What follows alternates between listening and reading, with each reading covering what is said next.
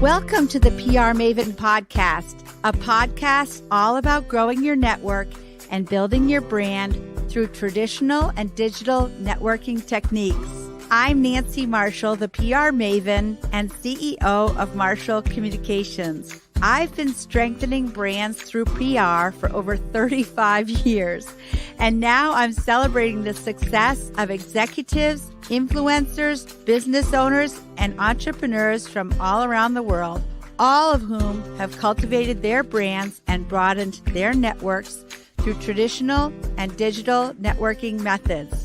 Each week, I interview one of these interesting and influential individuals and provide an opportunity for you, the PR Maven Nation, to gain insights from their strategies and stories. So stay tuned for this week's episode, and thanks for listening.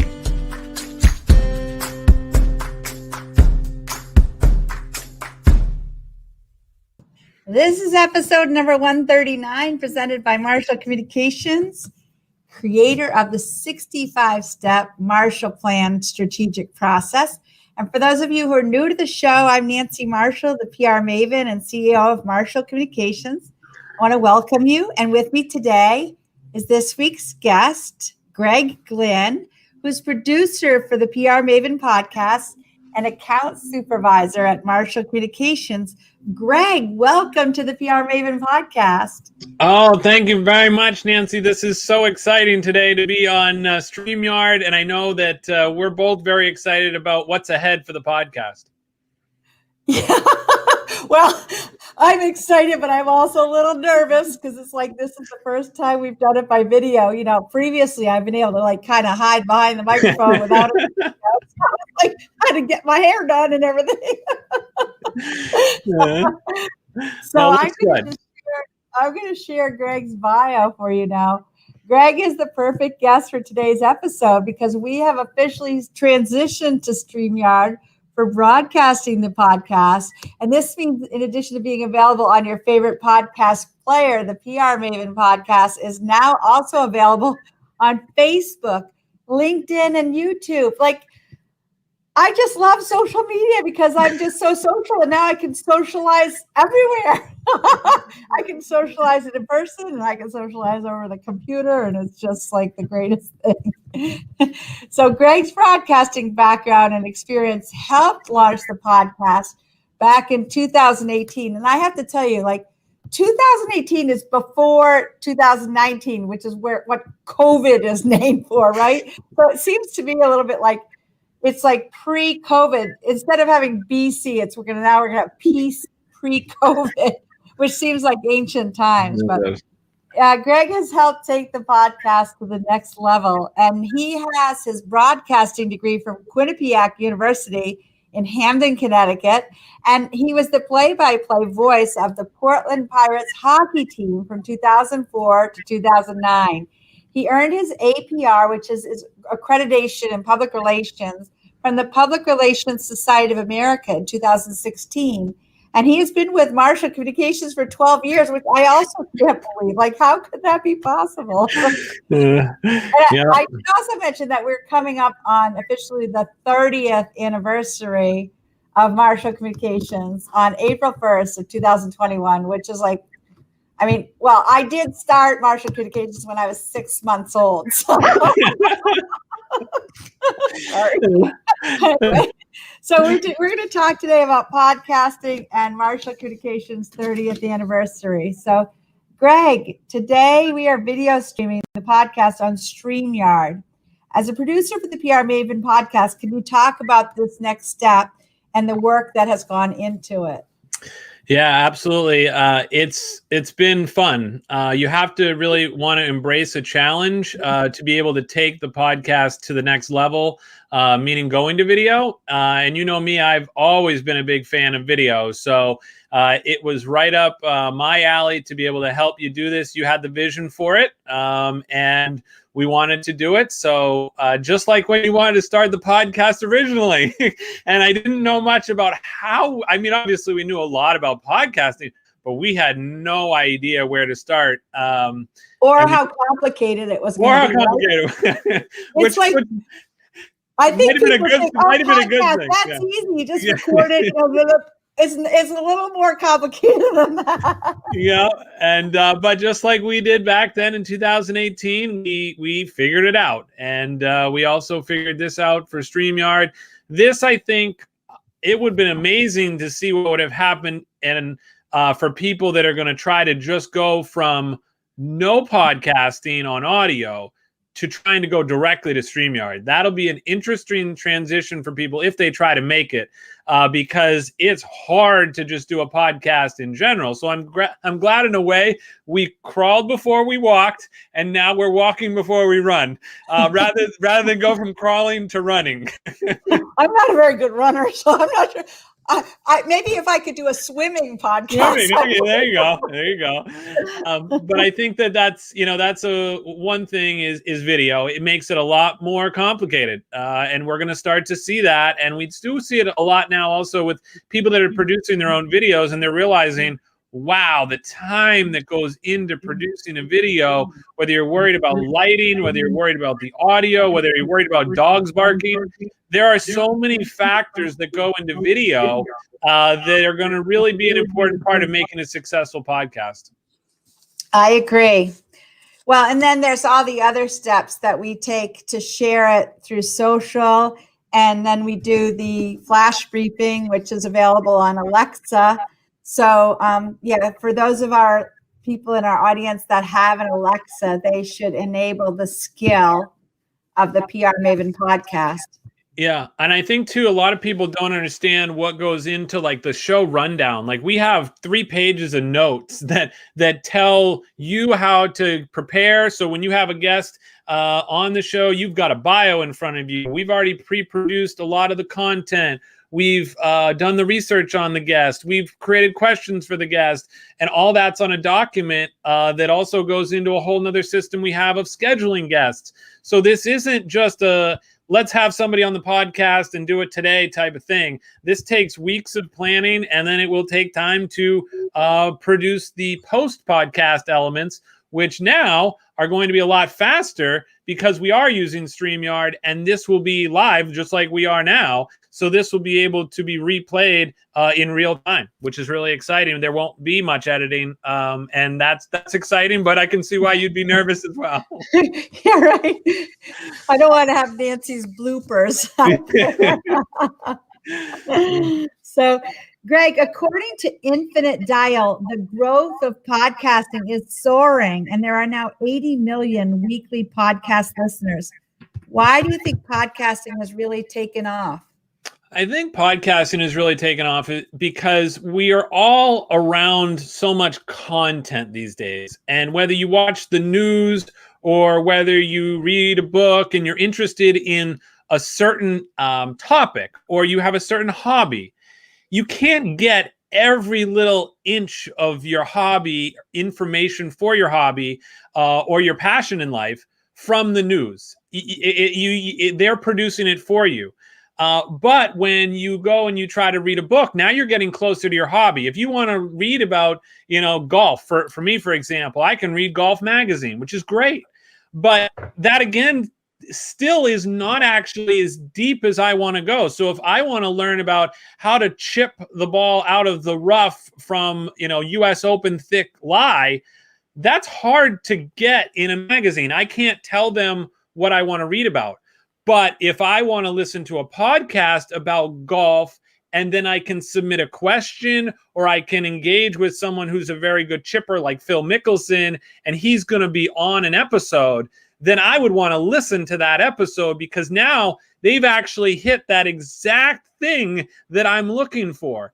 And so I think that's something that podcasting does that people can't get anywhere else. So when they are so passionate about a topic, they come to a podcast that is about that topic. And that's why I also think podcasting is so good, is because people will develop relationships with people that are passionate about the same things they are, which is why I think this podcast about public relations, marketing, and personal branding is so important for you and our listeners, and now our viewers, to be able to engage with you because you're just as passionate as they are, because that's why they're here.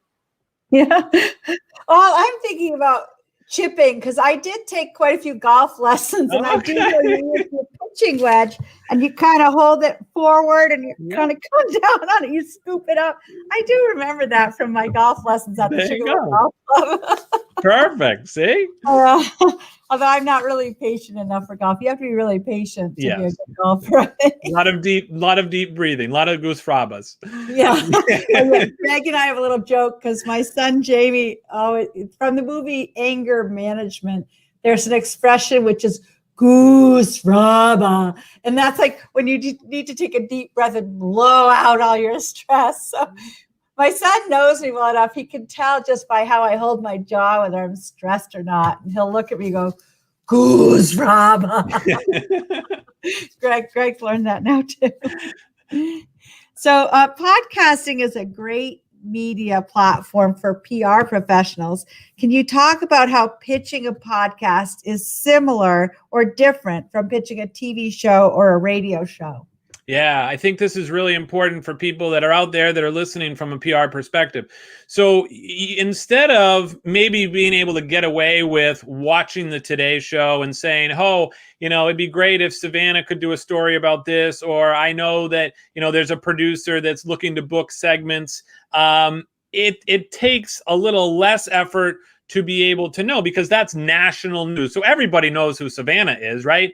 Well, if you're going to pitch a podcast, you've got to actually, I think, listen to the podcast at least one episode, because you have to have a feel for the person's personality, the guests that they typically have on. I was, for example, pitching cycling podcasts for the Trek Across Maine. And there's a lot of cycling podcasts, but there are cycling podcasts that are about like racing cycling, and that is a totally different topic. They're not going to have somebody on that has been a volunteer for the Trek Across Maine for 35 years and is, passionately raising money, because that's not what that podcast is about. Now, there's, a podcast called 18 Summers Podcast, which is about pretty much a lot of outdoorsy things and people that are passionate about the outdoors and helping get other people outdoors. So that actually makes much more of a fit in some ways than a true cycling podcast. So you have to know who the host is, and you have to know their personality and what they're going to be receptive to and the content that they talk about. So you can't look at one episode and go, oh, okay, that's perfect. You really need to look at the other episodes and the type of content that they're putting out there before you make that pitch. And the other thing, I do think it's probably going to be easier to pitch a podcast in the future because podcast hosts are a little bit more transparent than trying to get in touch with someone on the national news and a national producer. That's really hard, as you and I well know. But the idea is that if you can actually hit your target audience. So do I need a story on the national news or the Today Show, for example, about the Trek Across Maine? It'd be great to have, obviously. But could I reach a target audience that I might not hit with the Today Show by hitting a good cycling podcast of people that are passionate about raising money and participating in annual cycling events? That's my bread and butter, not necessarily the people that are watching the morning national news. Yeah, that's why we call it the targeted audience. I mean, and one of the things that we do in our Marshall Plan process is we help our clients to create these targeted avatars, which are like personas, composite personalities of exactly the people that they're trying to reach so that they can really target them. And the example you gave was perfect. That cycling podcast will reach that targeted avatar, whereas the Today Show, it might reach some of those avatars, but you're also reaching a lot of other people who might not even care. Get on a bike. I hate to tell our clients at the Trek Across Maine that there are people that might not care about it, but that's just the reality of it. And maybe it's also to not get on a bike, but the other thing too, it's about raising awareness. So we're always trying to raise awareness, and you have to do it in the right way. And you got to be strategic about it, how much time you spend in one area versus another. And that's why I love podcast pitching, is because you can hit that target audience and you can get there a lot faster and a lot easier. So it's a big advantage for PR professionals. That's right. Yeah, there's all kinds of advantages.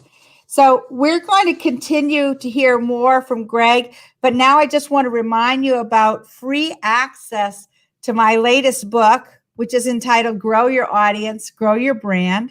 And if you go to prmaven.com/giveaway, you can actually download a free copy of my book. And that's a book that I wrote about a year ago at the outset of COVID-19, because I had a lot of spare time on my hands at that time. I don't anymore. I don't know what happened, but it was pretty quiet there for a few months. So we'll be back with more from Greg Glynn in just a moment. Do you want to grow your client or customer base? Perhaps increase brand awareness? Maybe tell your unique story more effectively? Of course you do. But you may be worried that you don't have enough expertise to make that happen. Well, no worries, PR Maven Nation. Let the PR Maven herself, Nancy Marshall, show you how easy it is to get your message across effectively using a powerful yet simple tool, a message map. Nancy's training is often called informative and constructive, well-designed and impactful, with a perfect blend of theory and real-life experience. You will leverage Nancy's expertise to create your own message map when you register for this comprehensive online video training course, which is broken down into 4 easy-to-understand modules. Normally, this course is priced at $147, but for listeners of the PR Maven podcast, that's you, PR Maven Nation, it's only $29 when you enter the code word podcast during enrollment. It even includes a workbook and bonus content to guide you through the process. So go to prmaven.com and click on the Message Map Mastery course to enroll today. Remember, enter the word podcast during enrollment for a special discounted price of $29.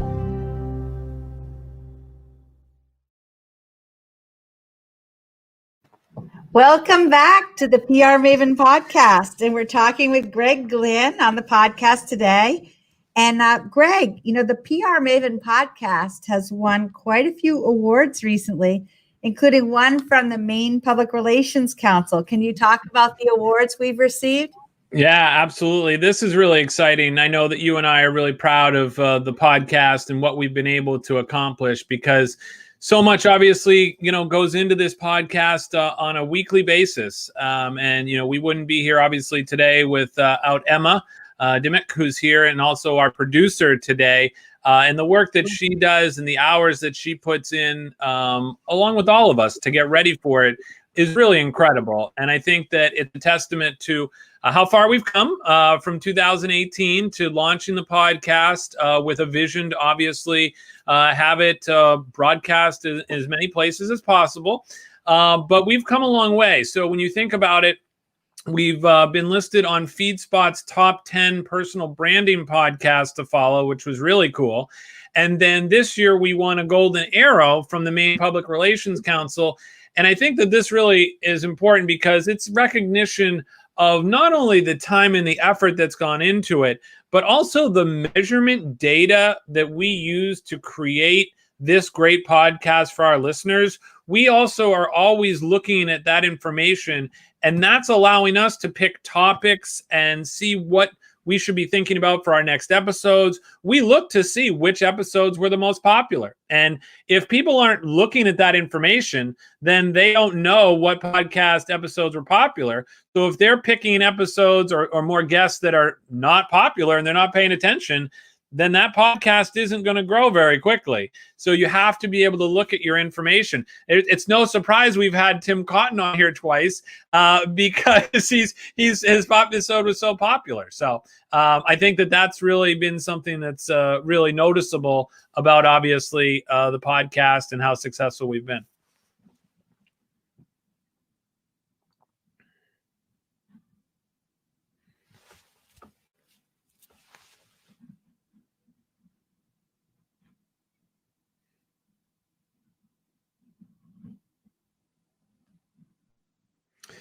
So it looks like Nancy might be having some technical difficulty. So what I'll do is I'll also talk about some of the things that make the podcast obviously successful and award-winning at this point.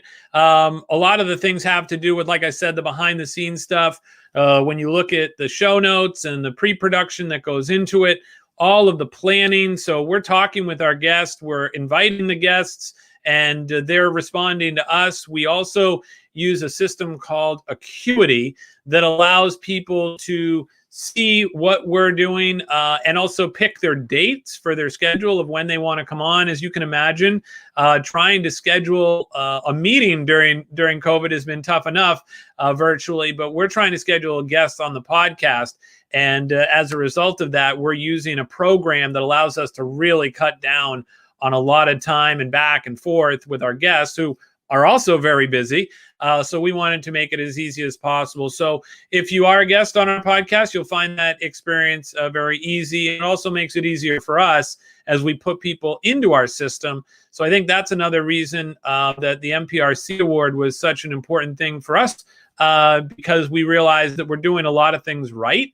And I'm excited to see what's ahead for the podcast. And I know that Nancy is really excited about what's ahead. And I think this StreamYard opportunity is also really a really cool opportunity for us. And the reason I say that is because if you think about where podcasting is headed, okay, one of the things that's interesting to note is that between audiences that are ages 12 to 34, that makes up 50% of podcast listeners. So it shows you that the demographic information on podcasting is on the lower age groups, which means these are your future listeners, and those are going to be loyal listeners. And I'm really fascinated that they've got information on 12-year-olds listening to podcasts because now they're going to grow up with podcasts. They're going to grow up with video podcast. So when there is just podcasts out there that are audio only in 10 years, people are going to be looking at them like, that's just an audio podcast. I don't want to listen to that. We're going to expect as listeners and viewers, we're going to expect a lot more out of podcasting. So I think that going video is the way to go. And it'll be really interesting to see how podcasting evolves and how hosts have to evolve, because as more and more go to video, if you are a popular podcast and you don't go to video, are you still going to be as popular? And the other thing too, I think that's definitely coming and is important to know is that podcasting is going to become even more popular, especially when they start to add more technology into automobiles, and it's going to make it a lot easier to listen or watch a podcast, of course, not while you're driving, but to be able to listen to podcasts easier. So, Greg, yeah, I had a little problem with my technology here. I don't know what happened, but we're going to have to look into that. But thanks for continuing to talk. No problem. That's one of my fortes. Yes, I know. That's great. So, at Marshall Communications, we take a lot of pride in our work, not just on the podcast, but for the work we can do for our clients, like what we've done over the past 30 years. You've been with the agency for 12 years. What have been some of your favorite projects or clients? Yeah, I think back to the early start, back in 2009, when I came to the agency and I was coming from the Portland Pirates, and we were working with the Maine Beer and Wine Distributors Association, and they had just wrapped up a Marshall Plan. And as part of that Marshall Plan, one of the things was to create a public service announcement campaign and a responsibility campaign related to the distributors and making sure that they were promoting responsible consumption of their products. And as part of that, we wanted to identify a spokesperson. And when I joined on the account, we brainstormed a lot of people. There was talk from everybody from Seth Westcott to Bob Marley and everything in between. But one of the people we identified was Olympian Julia Kluge. And she was an Augusta native that was passionate about sports and helping youth. And little did we know that we'd be reaching out to her on Facebook and finding her, and that she would become the next spokesperson for the Maine Beer and Wine Distributors. And we had her going to high schools, recording public service announcements and stuff that she hadn't really done in the past. She wanted to be more involved in her community. And we certainly did that, and then some. And she became a great ambassador for the Maine Beer and Wine Distributors Association. And, we ended up, I think, at more than 60 schools across the state. It was great for me because I enjoy traveling. I enjoy seeing the state, but I also enjoy spending time with an athlete who I can really think like, and I understand, what their training is like and kind of how their brain works, because I've worked with professional athletes for a long time.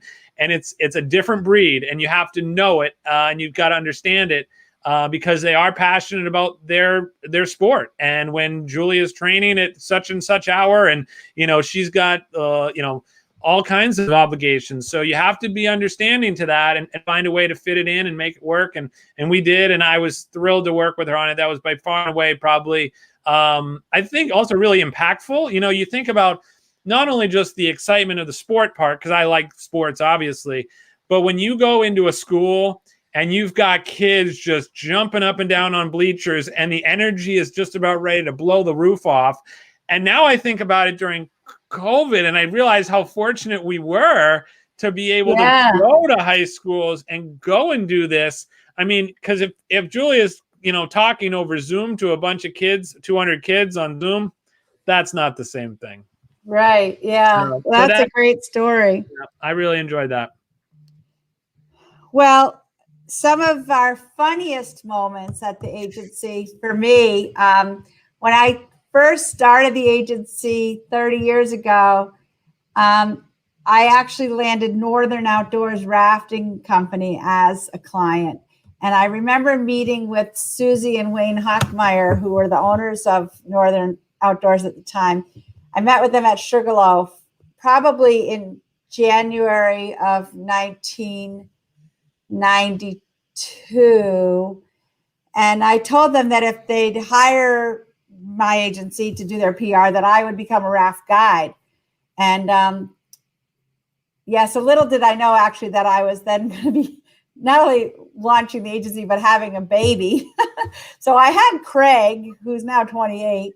And but shortly after he was born, I actually had to hold up my promise. One thing I always say is, if you make a promise, you have to stand up and follow through. So, I left my baby child with my mom, and I went to the Kennebec River. It was in May, and the ice had just gone out. It was cold, and I had to wear a wetsuit for 7 consecutive days to become a raft guide. And I actually failed the test the first time I took it, but I went back and took the test again, and I passed, and I actually became a raft guide.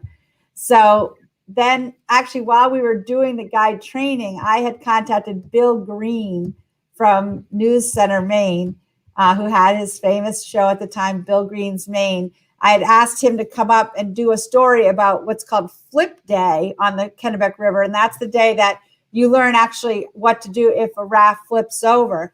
And what Bill didn't tell me is that he's actually terrified of the water in general, and really terrified of white water, especially white water that's like that big. That's really big water. And so we flipped, and Bill went in, and he did what you're not supposed to. You're supposed to just let yourself go with the flow, and then eventually the water kind of calms down. But he tried to get over to the side, and then he was hanging on to a tree branch, which is not the right thing to do, because it's hard for you to get rescued when you're like over there on the side. And I thought, oh my God, I'm going to kill Bill Green. This isn't good. This isn't good for PR. No. I'm going to save Bill Green. So finally, we got him to let go of the tree branch, and he floated down, and then we were able to get him back in the raft. But actually, that isn't the only time in my career that I've almost killed a famous broadcaster. There was a time when I worked at Sugarloaf when we had this idea of flying up all the meteorologists from the Boston TV stations in a private plane to Sugarloaf and have them ski for a day. And then we're going to fly them back, and they'd go on the air that night and say, hey, I just skied at Sugarloaf, and it was really great. So everything went really smoothly. I picked them up, the 3 meteorologists from the 3 major networks, brought them up. We skied. We got them in rental skis, skied. Then we got them some lunch, brought them back, put them on the little plane. they took off from the Sugarloaf Airport, but the plane was like headed right towards the Bigelow mountain range. Like it looked like it was going to literally fly into the mountain range. I'm like, oh my God, I'm going to kill all the weathermen from Boston. This is not good for PR. I'm like, oh, I was like about to die. But little did I know that the flight path is that you go towards the Bigelow Range and then you hang left and then you circle around. So I'm so relieved. Yeah.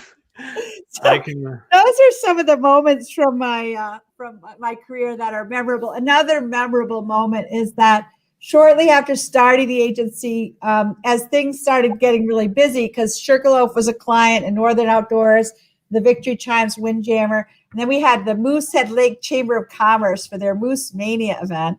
So I had quite a few clients and I needed help. And there was a woman named Charlene Schwalbenberg, whose husband was the general manager of the Sugarloaf Hotel. And I said, hey, Charlene, can you come work for me part-time? I really need some help. And she's like, no, Nancy, we're moving away. But I have another friend named Charlene. You should talk to Charlene Williams. And she's like, she makes lunch in the bubble cupper, like the lunchroom for the little kids program. So like I go over and find this Charlene Williams and she's like making macaroni and cheese for the kids. And I'm like, hey, I've heard you might be willing to help me. And she's like, she wasn't really that interested. I'm like, so I kind of kept talking. I said, Charlene Schwalbenberg, your friend said you would be good. So I kept after Charlene Williams. Finally, she agreed to work for me part-time. And then the rest is history. Like I kept wearing her down. And now she's actually president of the agency and she's been with me now for, I think, 26 years. So it's pretty remarkable because she really didn't have public relations experience, but she had a natural gift for it. And, right. She handles all our work with the State of Maine Tourism Office. So that's quite a meteoric rise from macaroni and cheese maker to president of Maine's largest PR agency. I was going to say that's pretty good. Now, I will say we've obviously become, as you said, Maine's largest, probably one of the obviously most notable in New England, and really with our international contacts as well. We get a lot of requests that we sometimes do or don't work with, right? And one my kind of humorous, if you will, that we went through was talking with Turdy Works at the time when we worked with them. That was a very eye-opening experience when they had their own television show and they were looking for a marketing plan. And the show and the owners, they Googled information to find information on a Maine PR firm and marketing, and they found us. And we were part of that show, and I actually had to go to their house, which was their factory. And you might as well tell what they make. Yeah, so they make moose turds. They dry moose turds, and they don't make the moose turds. The moose make the moose. Well, the moose make the moose turds, but they make they tchotchkes out of moose turds from the Maine woods. Yes, and when she told me about the number 2 pencil, I was like, that is pretty funny. And then they have plaques where they have 1 turdy, 2 turdy. 2 turdy, yeah. And I mean, like when you're hearing this stuff, you're like, is this real? And it is real. So yeah, if you Google search turdy, it's TIRDY works.com. Yeah. And it's a couple of women from Maine who, like, you talk about characters from Maine. They're characters, like the dictionary next to characters from Maine are these 2 women. Yeah. And so, that was a really fun experience to be part of a television show. I mean, that was interesting. So, well, we've had a lot of fun. We've worked really hard. Even just today, we worked really hard. I mean, Greg was at the Augusta, Maine Police Department this morning shooting video. And then we had a conference call. And, I've got our new production assistant, Jack Gervais, here. He just started today, so it's kind of like trial by fire because Jack walked in and had to help us get set up for this first StreamYard. So it's never a dull moment in this career. And to be honest, like I can't imagine anything else. I think that I was born for this. I think you were born for this, Greg. And we have such a fantastic team. Mm. And, we've all, I hate the word pivoted, but we did pivot during COVID. Like, we didn't miss a beat. I remember being in the office on Monday, March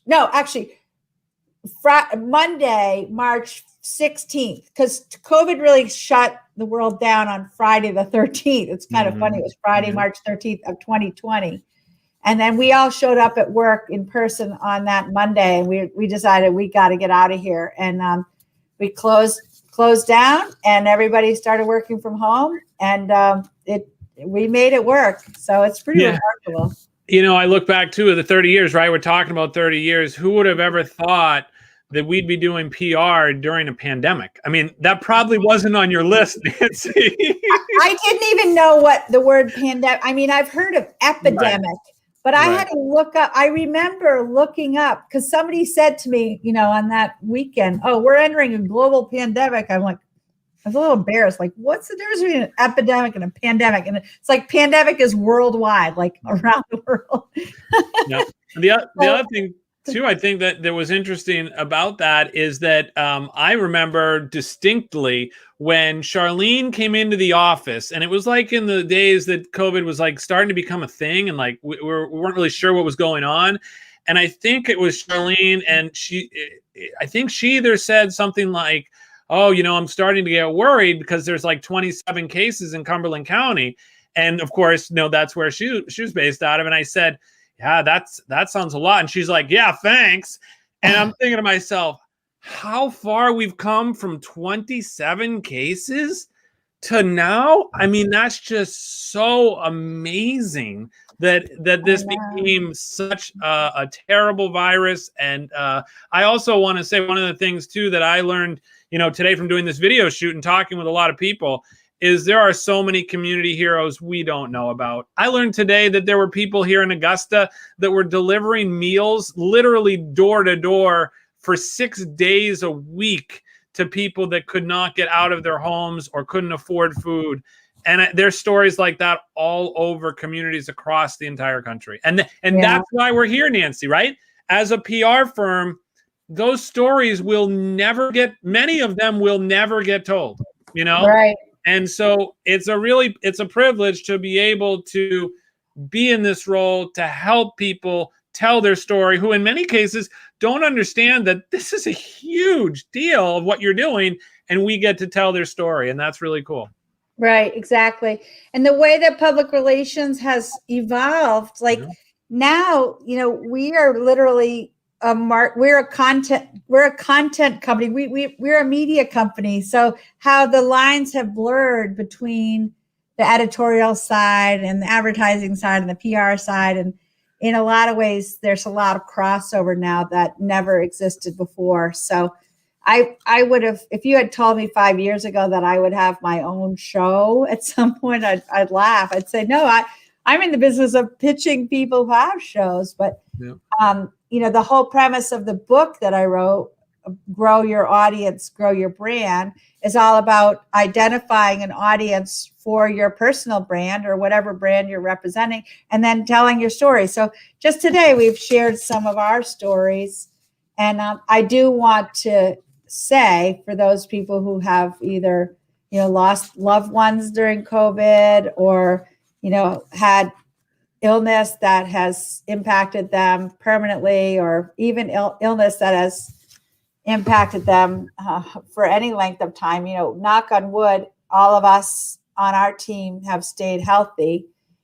And I feel very grateful for that. So it's been a very hard year for a lot of people. So anyway, well, I want to thank everybody in PR Maven Nation for joining us for this first StreamYard.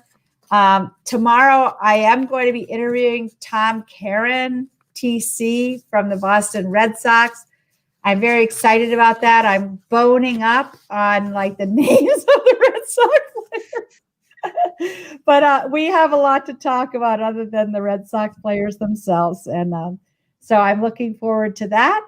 And I'm looking forward to more fun on StreamYard. So thanks to Greg and Emma and Jack, our new production assistant, for helping us get ramped up. Absolutely. That'll make 2 Portland Pirates broadcasters you've talked to in 2 days, Nancy. There you go. Yeah, that's amazing. Yes, because Tom did start his career at the Portland Pirates. And did you know that I did shoot video camera for a Portland Pirates hockey game? At one point, way back when I worked for Maine Public Television, they hired me. They were desperate. They needed a camera operator. And I got hired like on a per diem basis to shoot, I think, 2 or 3 games. So great. I had to really keep my eye on that puck. Yeah. Like Wayne Gretzky, I had to watch where the puck was going because I was following it with the TV camera. I don't think I've ever even told you that, Greg. Well, I know you haven't. And I think that that's a great way to end the podcast today, because when you look back at your 30 years, it's that can-do attitude, Nancy, that, you know, that spirit, whether it's picking up a camera or going down a whitewater rafting, you're all in. And I think that's why you've been so successful and why the agency's been so successful. Yeah, well, thanks for that. I can't help myself. Sometimes I probably should say no, but I just can't say no. So yeah. Well, this has been great. And I hope that everybody has a great week. And I look forward to seeing you all next week on our next StreamYard.